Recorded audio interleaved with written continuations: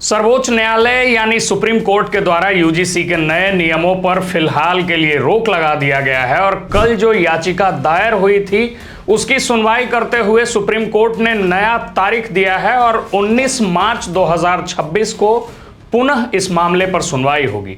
आपको बताते चलें कि चीफ जस्टिस ऑफ इंडिया के बेंच पर सूर्यकांत की टीम जो थी बैठी हुई थी और चीफ जस्टिस सूर्यकांत ने इस मामले पर क्लियर कट ये सवाल पूछा है, ये नोटिस भेजा है और सरकार से ये मांग की है कि सरकार ये बताए कि इसके पीछे उनका क्या स्पष्टीकरण है कि किसी कमिटी जिसमें किसी भी सिलेक्टिव मेंबर्स को लेकर के अगर खोजबीन होगी, जांच पड़ताल होगी, तो उसमें जनरल कैटेगरी के मेंबर्स क्यों नहीं मौजूद हैं। दरअसल पूरा मामला यह है कि 13 जनवरी 2026 को यूनिवर्सिटी ग्रांट कमीशन के तरफ से इक्विटी लॉ लाया गया था। इक्विटी लॉ का मतलब यह हुआ कि तमाम वर्गों के बीच एक समानता का अधिकार विश्वविद्यालयों में लाया जाएगा, जिसमें कि विश्वविद्यालयों के अंदर जो लोगों के साथ भेदभाव होता था, अन्य तबका के लोगों के साथ, अन्य समाज वर्ग के लोगों के साथ भेदभाव होता था, उस पर पूरे तरीके से रोक लगाने के लिए यूनिवर्सिटी ग्रांट कमीशन ने ये एक नया नियम बनाया था। अच्छा, इससे पहले क्या है कि 2012 से ऑलरेडी एक नियम चल रहा था जिसमें कि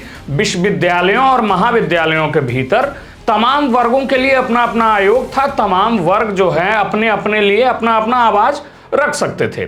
इसमें नए तौर पर जो है ओबीसी को, मतलब अदर बैकवर्ड क्लास को इंक्लूड किया गया था। 2012 को लेकर के जो आप ये जिक्र सुन रहे हैं कि यूजीसी की तरफ से जो 2012 का नियम था उसी को विश्वविद्यालयों में पालन किया जाएगा, तो वो नियम ये थे कि उस वक्त क्या था कि अनुसूचित जनजाति के लिए और अनुसूचित जातियों के लिए अपना आयोग होता था, विकलांगों के लिए अपना आयोग होता था, महिलाओं के लिए मतलब फीमेल्स के लिए अपना होता था जिसमें लड़कियां अपना शिकायत दर्ज करवा सकती है, एंटी रैगिंग कमेटी होता था। लेकिन इसमें नए तौर पर ओबीसी को इंक्लूड किया गया था और इसमें माना यह गया कि सिर्फ एक जनरल कैटेगरी को पूरे तरीके से इस लॉ में जो है सौतेला व्यवहार जनरल कैटेगरी के लोगों के साथ किया जा रहा है, जिसके बाद कि पूरे देश भर में विवाद छिड़ा, विरोधाभास हुआ और जो लोग कोर वोटर्स माने जाते थे भाजपा के, उन्होंने भाजपा का ही विरोध शुरू कर दिया। कहीं कहीं नरेंद्र मोदी, योगी आदित्यनाथ, अमित शाह के पुतला दहन होने लगे। हालांकि हम अब भी यह स्पष्ट करते चलें कि सरकार ने इस नियम पर रोक नहीं लगाया है। सरकार के तरफ से स्पष्टीकरण आना अभी बाकी है, जिसके लिए कि कोर्ट में इंदिरा जयसिंह ने यह भी कहा कि अभी फिलहाल जब ये कानून लगा हुआ है तो इसको लागू रहने दिया जाए और स्पष्टीकरण के बाद जो है न्यायपालिका जो है अपना कार्रवाई सुनाएगी, सुप्रीम कोर्ट जो है अपना कार्रवाई सुनाएगी। लेकिन उसको खारिज करते हुए चीफ जस्टिस सूर्यकांत और उनकी बेंच ने यह साफ साफ तय कर दिया कि इससे जो है यूनिवर्सिटी में तमाम वर्गों के बच्चों के बीच और ज्यादा भेदभाव बढ़ेगा। जनरल कैटेगरी के बच्चे जो हैं वो बाकी के लोगों के बीच में जाकर के कंफर्टेबल फील नहीं करेंगे। वो जो बातचीत करते होंगे, सोशल टॉपिक्स पर डिबेट्स होता होगा, उसमें पूरे तरीके से प्रभावी तौर पर नहीं जाएंगे। और उन्होंने ये भी क्वेश्चनिंग सरकार से किया, सरकार को फटकार लगाते हुए ये भी चीफ जस्टिस के द्वारा बोला गया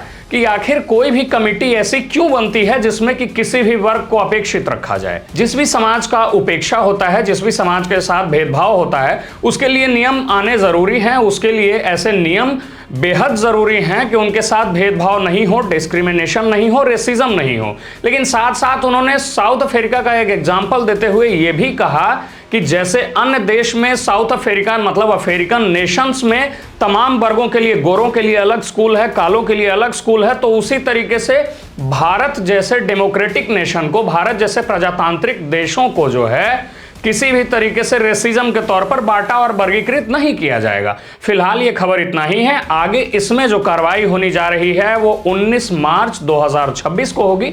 मतलब 19 मार्च जो है वो डेट पड़ा है, उस दिन फिर से इंदिरा जयसिंह अपना पक्ष रखेंगी। ओबीसी और एससी एसटी के तरफ से यूजीसी लॉ के फेवर में वो चल रही थी, उन्होंने इस केस में जो है अपनी मजबूती से पक्ष रखी। लेकिन न्यायपालिका और चीफ जस्टिस का जो बेंच था सूर्यकांत का, उन्होंने ये मानने से इनकार कर दिया। बाकी 19 मार्च को क्या होता है और इस खबर से जुड़े हुए तमाम तरह के अपडेट्स जो हैं वो मीडिया दर्शन आप तक लाते रहेगी। मीडिया दर्शन को आप फॉलो कर लें। बाकी मेरा नाम रमनिक राज है। बहुत बहुत धन्यवाद।